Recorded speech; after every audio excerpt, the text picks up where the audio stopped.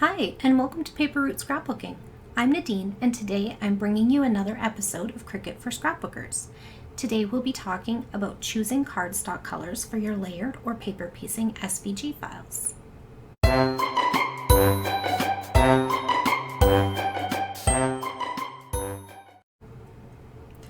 Okay friends, so as you can see by what's laid out on my desk here in front of us, I am taking a little bit of a break from the travel album that I've been working on with this series.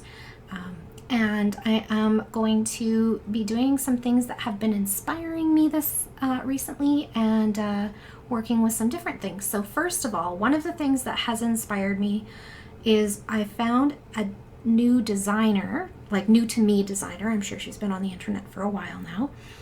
Called Craft with Sarah, and I will have her information linked below. And she makes these beautiful mandala kind of style SVG files. And if you're like me and you're looking at this and you're like, that looks a little bit complicated for me.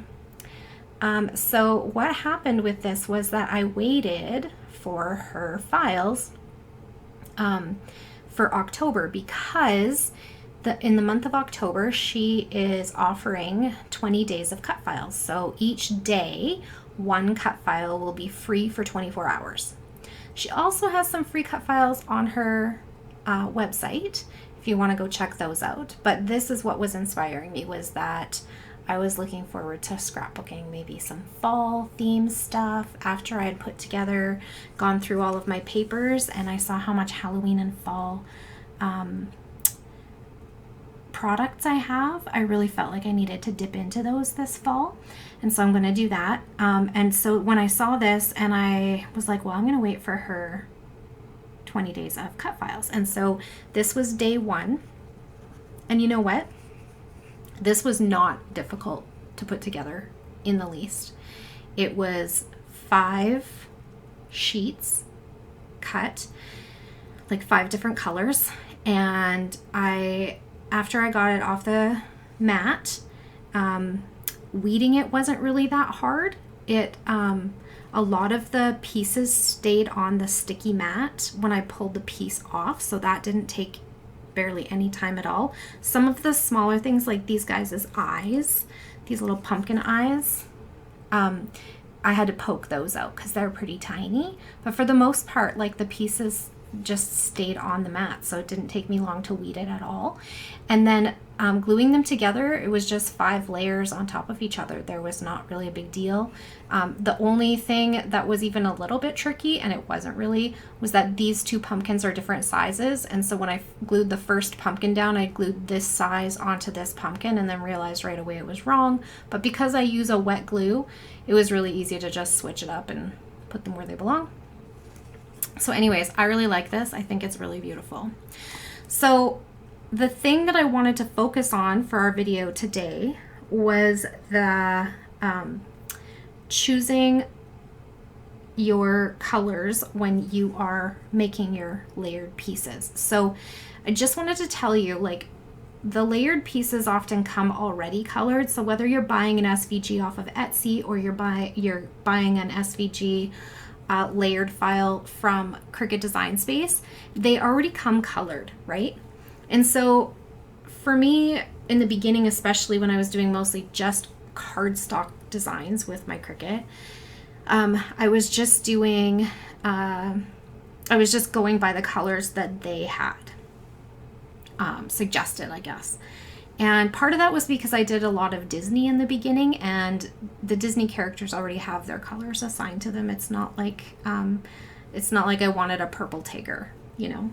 And so I think that was just a really good place to start. However, as I have moved forward with this and have wanted to use it in different places, I've really come to enjoy choosing my cardstock pieces from a patterned paper. So I wanted to use this October afternoon collection for these 2 photos because of the colors that my grandson is wearing. It goes really well with these papers, right? And so I have had this for a couple of years now. It's from 2012. I did not buy it in 2012. I bought it at a garage sale, I think, in probably 2019, but still 2019, it's now 2022. Like, let's get this going, right? I haven't touched it. And so that's where I started. My photos match this paper. I want to use this paper. And then when I went to pick my cardstock colors, now I'm sure I've mentioned this before, but I very seldom will pull a brand new piece of cardstock when I'm cutting my layers, unless it's like a background cut file, right? Because then obviously I need a 12 by 12 sheet. But when I'm doing like a layered file or paper piece file, I like to go to my scraps first and then to my 8.5 by 11 because I have a lot of that still from the olden days. It's also really easy and cheap to find at garage sales and thrift shops. However, today I found all of my pieces in my scrap bin. And so what I did was I took this paper that had all of the different colors of the collection in it, and I went through and I looked at this while it was on my screen, like on my Design Space screen. And I was like, okay, well, it's saying I need 2 oranges. So I was like, well, this doesn't really have 2 different kinds of orange, like 2 tones of orange, but it does have this orange and this yellow. And I think the moon would be really cool with the yellow. So I went with the orange and the yellow that were in this collection. So in hers there's 2 different oranges and mine is an orange and yellow. Is that wrong? Absolutely not. Designers make this stuff to help you be creative, right? Okay. So then the next thing was it wanted a black. Well, I was able to find this. I had from an 8 by 8 paper pad from gosh knows when, and it was just tucked into my scraps. And so I was able to use that. So I found these 2 matching yellows in my scrap bin, or sorry, matching yellow and a matching orange in my scrap bin. I found the black 8 by 8 sheet in my scrap bin as well. And then the next thing, it had like 2 purple layers, and I didn't want to use purple because there is absolutely no purple in this collection, right? There's also no purple in my photos. Okay, so I didn't want to use purple. So I was like, well, what other alternative color can I use for this intricate kind of bat? And I chose the teal colors. So one is more of a like light blue color that I picked, and it matched with this light blue piece of the design, and then this darker, more teal-y color, and I actually use this side, and it actually goes, you can't even really see the line in here, but it basically goes with like these papers back here. It's actually this one. Okay, so these 2 are the ones I matched up. But this blue is, you can barely see it. Like I probably can't even see it on camera, but basically it's outlining the bat. And so it's just another layer. I think here you can kind of see the 2-tone, right? And it's kind of just tone on tone, right? So that worked out really nicely. So I was able to find all those scraps in my scrap bin. If you don't have an extensive collection of cardstock scraps like I do, try 8.5 by 11 sheets of paper, because honestly, or even 6 by 6, if you buy those 6 by 6 cardstock stacks, a lot of them, like this is a 7-inch piece, so it wouldn't have fit a 6 by 6, but 8.5 by 11 for sure, right? It's just cheaper to buy it that way if this is what you're using it for. If you're like, well, I don't really use colored cardstock otherwise, then don't buy the whole 12 by 12 size of colored cardstock. Buy your 12 by 12s in the colors that you might cut a whole background cut file or use for a background, but you don't need to buy the expensive 12 by 12 papers unless you find them really cheap. Then go for it. Okay, so that is my little spiel about choosing your cardstock colors. Now, another thing that is inspiring me this month is, you guys know, if you've been around for any amount of time hanging out on my channel, you know that I love starting with a sketch. So another thing that's going on this month is 30 days of sketches with Christy from Christy's Beautiful Life. And she is doing 30 days of sketches on her YouTube channel, as well as she has a Facebook group for 30 days of sketches. So I will link both of those below in case you're interested. And in her Facebook group, she has all of the 30 days posted already. So if you wanna, if you're like, today's sketch doesn't really inspire me, it doesn't matter. You can go all the way ahead to, you know, day 30 if you want to. So this one is actually today's sketch, which is sketch 4, and it is by Cheryl Ashcroft of the Lily Pad, I believe is what it says. And this is, you can't really see the outline of the page the way that I printed it, but that's okay. You get the idea, right? And this is like, it looks like it's like chevrons laid on top, like maybe border stickers or something, but I'm just choosing to see this whole piece as like a piece of patterned paper. So that's where I'm going to start. It also has one 4x6 photo, but I'm going to use 2 3x4 photos, which when you're looking at a sketch, always remember that this is like just a suggestion, right? And this will fit in the exact same amount of space as one 4x6 photo, because if you put a 3x4 and a 3x4 together, you get a 4x6, right? So if you're still looking to just use up the same amount of space, you can. You could also like extend your photos. You can do whatever you want with the sketch, but that's how I'm seeing it today. So I'm going to use these photos, this sketch, and this SVG, cut file, and this October afternoon paper pack. And inside of this collection kit paper pack, I've stuffed some extra things, but it also had this sheet of label stickers, and as you can see in the sketch, there's like quite a few labels also. So I am thinking, I don't know what I'm going to choose for a background yet or anything, but let's see, let's pick something basic. If I were to use this one, for example, I'm thinking like in following with this sketch, my SVG would go up in the corner, because in the sketch, there's like an embellishment cluster here, right? So this would be the base of my embellishment cluster. Maybe I'll tuck a few other little finishing touches around it. And then my photos would go here. And then I would do title and journaling, and then continue with, I'll probably put a circle of paper where this doily is. I'll probably put a strip of patterned paper where those chevrons are. Title, journaling, and then some embellishing, finishing touches, and some of those labels. Okay, so I'm going to pause the camera here, and I'm going to put some things together, and we'll come back and see what I've done. All right, so here is the layout that I came up with, and I have used my new SVG file that I got for free from 20 days of SVG files for October from Craft with Sarah, and I will have her linked below. And I have used this October afternoon witch hazel collection to go with it, and I got a few, or no, I think this is the only thing I pulled out from my stash that wasn't part of the witch hazel collection aside from my SVG file.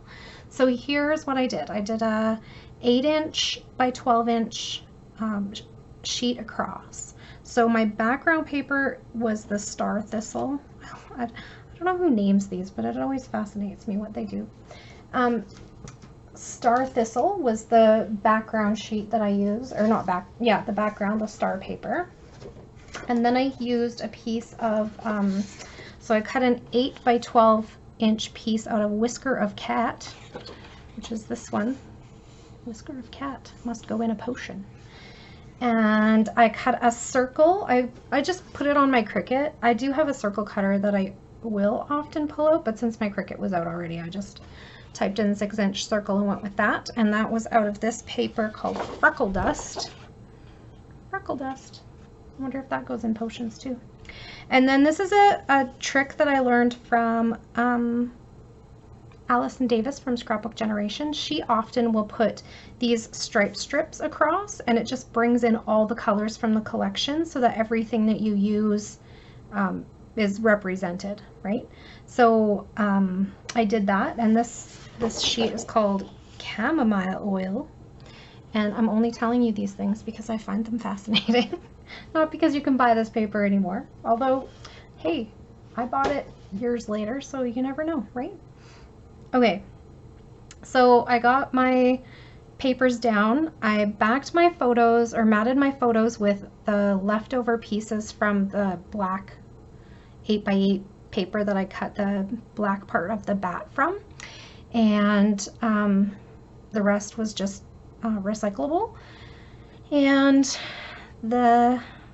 what else did I put on here? These bats are just stickers, but I thought to go with the theme, it worked out really well. I took one of the stickers from the large sticker sheet. Did I? Was it the large sticker sheet, or was it the alphabet sheet? Oh, it was the alphabet sheet. So I took one of the labels. You know what? I ended up not even using the labels that I talked about at the beginning. Look, not a one. Because it had labels other places. So like, I used this label for my journaling, and I think that turned out really cute. I just ran it through my printer on a copy paper, and then I held it up to the window and stuck my sticker right where the journaling was, and then ran it through a second time, and it printed onto the sticker. And then when I went to stamp my date, I used my Heidi Swap date stamp. I really want her new one, but it's so expensive to ship to Canada. And nobody here is selling it, so I'm not sure what I'm going to do about that. But anyways, because this one only goes up to 2021, but these are last year's photos, so my date didn't fit with the year on it, and so I stamped October 25th up here, and then I took the year and stamped it down here. So you can get the whole date on there without feeling like you're trapped into something, right? Let's see what else. Okay, so for my titling, I did treats in the orange letters, and then no tricks in the black letters, and I put no tricks onto a label sticker that I got from the large sticker sheet. So again, I'm using labels, they just weren't the ones I thought I was going to use. So I pulled this one so that the black would stand out. And for the orange letters to stand out, they look kind of okay on camera. They're much easier to read in person. But when I first put them down, they weren't, because there's so much orange on this paper that it was kind of like fading into the background sort of thing. So I just took a black journaling pen and outlined each sticker letter, and that made it more readable to the eye. And then, oh, that is what else I brought in from my stash, was this. I wanted my title to be No Tricks, Just Treats, but No Tricks barely fit on here. I didn't want another of the same label, and so I brought out my Tim Holtz Big Chat and found the black sticker that said Just. So No Tricks, Just Treats. And so that's what else I pulled from my stash. I thought there was something else. And then the word stickers and the pumpkin sticker came from the 6x12 sticker sheet, which mine is kind of falling apart, but it's okay. I have 2 of them. So whoever purchased this collection must have overbought, because I bought it secondhand and it had 2 of these in it. And some of these, this was the only thing that I could tell that was missing from the collection. There might be papers missing that I don't know about, but if you don't know, it doesn't hurt, right? So this sticker was from here, my label sticker was from here, and my little words Toil and Trouble and Boo both came from here. And my stars, did they come from here? No, they came from this big sheet where I got the bats and the label sticker. And this one I was going to use, but I decided against it, so it's kind of not sticking now. Awesome. And then I wanted some finishing touches, and I was going to grab some enamel dots, but I really didn't want to get off my seat. So since I had my Halloween box open to find this collection kit, I grabbed these out of the Halloween box, and they are just like an assorted little bit of brads that I thought were very Halloween themed. And so they live in the Halloween iris container, and I just have lump and bump stuff and things that don't necessarily go with a collection, just in one of these organizer trays. So this was in here, and this was in here. I'm just going to tuck that back in there. And yeah, so that's what lives in here. So that's where I got those from.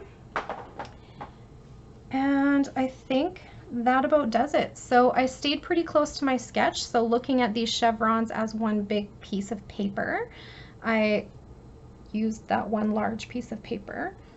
The only thing that's a bit different, I think, is that this collage piece goes a little bit up all the way to the edge, and I didn't do that. And same with down here, it comes like sequins or something are coming down. I didn't add that. I felt like there was enough on the page already, and I liked that it was centered around my photos and it drew my eye there. So, but I did, like, in general, follow the sketch pretty well. Okay, so I think that is everything. Please go check out Christy's 30 Days of Sketches. If you're on Facebook, check out her Facebook group where you can find all the sketches, or just if you're only a YouTube watcher, I will link her playlist below as well. And if you do love the SVG file that I used today, Sarah has lots of them, so please go and check out her website as well. And thank you so much for hanging out with me. I hope you enjoyed my video, and if you did, please click that like button to give me a thumbs up. Hit the show more button under the video description if you want to find links to the things that we talked about today. And if you have a comment or a question, please leave it down below and I will get back to you just as soon as I can.